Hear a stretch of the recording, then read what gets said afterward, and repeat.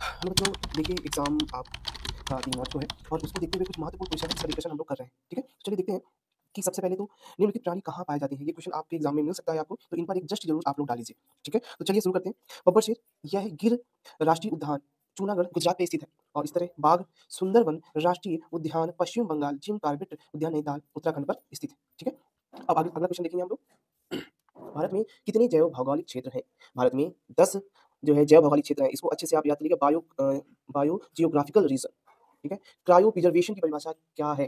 Cryo preservation की परिभाषा क्या है? इस बात को जो है आप अच्छी प्रकार से जो है देखें कि संकटग्रस्त प्रजातियों के युग्मकों को जीवित व जननक्षम स्थिति में निम्न ताप -196 डिग्री सेल्सियस पर परिरक्षित किए जाने की तकनीक का क्रायो प्रिजर्वेशन कहते हैं, ठीक है? इसको जो है क्या कहते हैं? क्रायो प्रिजर्वेशन कहा जाता है, ठीक है? तो इस बात का आप ध्यान दें। बहुत मुख्य क्वेश्चन है आपका, तप्त स्थल से क्या तात्पर्य है? तप्त स्थल से क्या तात्पर्य है? देखिए तप्त स्थल मतलब क्या है? हॉट स्पॉट भी कहा जाता है इसे। देखिए ऐसे क्षेत्र जो जैव जातियों से अत्यधिक समृद्ध होते हैं और जिनको मानव क्रियाकलापों के प्रति अत्यधिक संवेदनशील घोषित किया गया है। समझिए? आया बेटा? देखिए अब ये इनके उदाहरण की बात करेंगे तो हिमालय वेस्टर्न घाट, ठीक है? इसका उदाहरण होगा। तो इस तरह के जो क्वेश्चन है इनमें इनमें जो है आप लोग जो है थोड़ा-सा ध्यान दीजिए। भारत सरकार द्वारा पर्यावरण अधिनियम कब पारित किया गया? तो 1986 ईस्वी में भारत सरकार द्वारा पर्यावरण अधिनियम जो है पारित किया गया।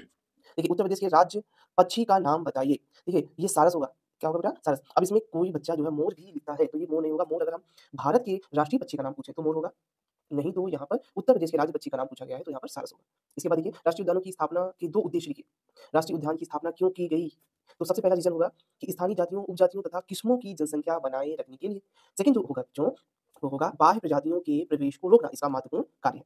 इसके बाद बात करेंगे जैव विविधता क्षति के 2 उदाहरण बताइए। तो आप इस बात का ध्यान दें कि पहला क्या होगा? प्राकृतिक आवासों का नष्ट होना तथा प्राकृतिक आवासों का विखंडन, है ना? इसके बाद सेकंड जो इसका रीज़न होगा, प्रदूषण तथा विदेशी जातियों का आगमन।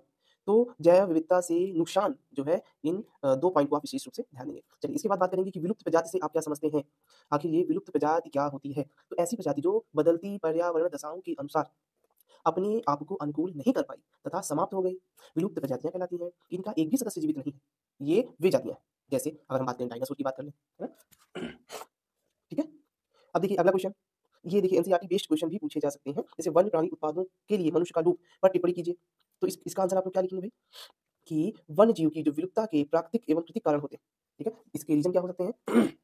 अत्यधिक शिकार किए जाने के फलस्वरूप, ठीक है? ये कौन हो जाते हैं? विलुप्त हो जाते हैं।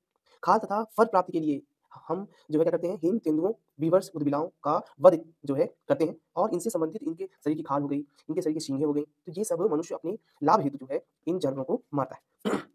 जैसे कि दाँत, हाथी के दाँत हो गए, ठीक है? आगे देखेंगे, पालतू पालतू पशुओं की सुरक्षा हेतु अनेक वन्य प्राणियों को घेर कर मार दिया जाता है। तो इस पर आप लोग जो है एक बार देख लें। बाघ परियोजना, ठीक है? 2017 में पूछा गया है, इस बार पूछने की प्रबल संभावना है। तो बाघ परियोजना विश्व वन्य जीव कोष world wild life fund WWF की सहायता से बनाई गई है। इसके अंतर्गत केंद्रीय शासन ने कुछ राष्ट्रीय उद्यानों और प्राणी विहारों को वैधानिक रूप से बाह्य अभयारण्यों को मान्यता दी। बाह्य अभयारण्यों का जो नियंत्रण तो प्रादेशिक शासन करते हैं, परंतु इसका जो व्यय, इसका जो खर्च है, वो केंद्रीय व प्रादेशिक शासन मिलकर उठाते हैं, ठीक है? चलिए IUCN की लाल सूची किसे कहते हैं? Red data book. Red data book किसे कहते हैं? तो चलिए बात करते हैं जैव विविधता के संभावित ह्रास या नुकसान की लिखित सूचना जो है इससे प्राप्त होती है। संकटग्रस्त जातियों की पहचान होने से उनके विलोपन से संरक्षित किया जा सकता है इन्हें, ठीक है? स्थानीय स्तर पर स्थानीय जातियों को परिभाषित व प्राथमिकता के आधार पर संरक्षण कार्य किए जा सकते हैं। तो ये है जो है लाल सूची के महत्व। अब देखिए संकटग्रस्त जातियों से आप क्या समझते हैं? इनके संरक्षण से के क्या उपाय हैं? तो संकटग्रस्त जातियों पर टिप्पणी लिखिए। तो बेटा इसके उत्तर क्या होगा कि ऐसी जातियाँ, ठीक है, अनेक प्राकृतिक कारणों से जब कई जनजातियाँ अपने पर्यावरण के साथ अनुकूलन नहीं कर पाती, तो वो धीरे-धीरे विलुप्त हो जाते हैं, ठीक है? तो ऐसी जातियों को संकटग्रस्त जातियाँ कहा जाता है, ठीक है? और इसको ठीक से जो है और पढ़ लें। चलिए अगला क्वेश्चन क्या है? भारत के राष्ट्रीय जंतु का नाम लिखिए। इनके संरक्षण के लिए कौन-सी परियोजना प्रारंभ की गई? तो बाघ, इसे इसका वैज्ञानिक नाम क्या है? पैंथेरा टाइग्रिस राष्ट्रीय जंतु है। इसके संरक्षण हेतु 1970 में भारतीय वन्य प्राणी संरक्षण बोर्ड IVWL ने जो है टाइगर प्रोजेक्ट जो है प्रारंभ किया, जिसकी शुरुआत इन्होंने 17 राज्यों में 28 टाइगर रिजर्व बनाए, ठीक है?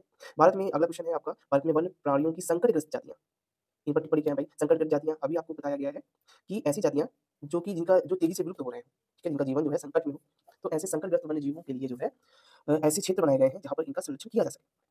ठीक है? जैसे बब्बर शेर हो गया, बाघ हो गया, तेंदुआ हो गया, राष्ट्रीय भारतीय हाथी हो गया, घड़ियाल हो गया, मोर, भारतीय गैंडा हो गया, है ना? चलिए महा most important question red data book, अभी डिस्कशन हुआ है। रेड डेटा बुक राज्य दस्तावेज है जिसमें दुर्लभ व संकटग्रस्त जंतु, पौधे तथा कवक एवं जंतु जातियाँ जो विशेष रूप से उस क्षेत्र में पाई जाती हैं को सूचीबद्ध किया जाता है। जिन डेटा बुक में खतरे में पड़ी प्रजातियों की संपूर्ण सूची उपलब्ध होती है, ठीक है। हॉटस्पॉट ऐसा स्थान जहाँ पर जैव विविधता का क्षेत्र होता है, जो मानव गतिविधियों के प्रत्यक्ष व अप्रत्यक्ष गतिरोध के कारण संवेदनशील घोषित किए गए हों, हॉट स्पॉट कहलाते हैं। चलिए इसके बाद देखेंगे बेटा, हम लोग इसके बाद जो देखेंगे तो ये शायद हमारा इस चैप्टर का लास्ट क्वेश्चन है, ठीक है। इसी प्रकार के एक-एक चैप्टर के मैं क्वेश्चन्स आपको इंपॉर्टेंट जो है देता रहूँगा अभी, इसको बस देखते रहिए आप। बायोस्फीयर रिजर्व एवं राष्ट्रीय उद्यान पर निबंध लिखिए। तो सबसे पहले बायोस्फीयर यूनेस्को के मैन एंड बायोस्फीयर कार्यक्रम के अधीन 1937 से लेकर 74 में बायोस्फीयर रिजर्व का विचार प्रकाश में आया और इसी प्रकार से बायोस्फीयर रिजर्व जो है बनाया गया। इनका कार्य क्या है भैया? इनका कार्य ये है कि ये एक ऐसे क्षेत्र होते हैं जहाँ पर जीवों का संरक्षण किया जाता है, ठीक है। अभी तक वर्तमान में 19 जैव आरक्षित क्षेत्र हैं, ठीक है?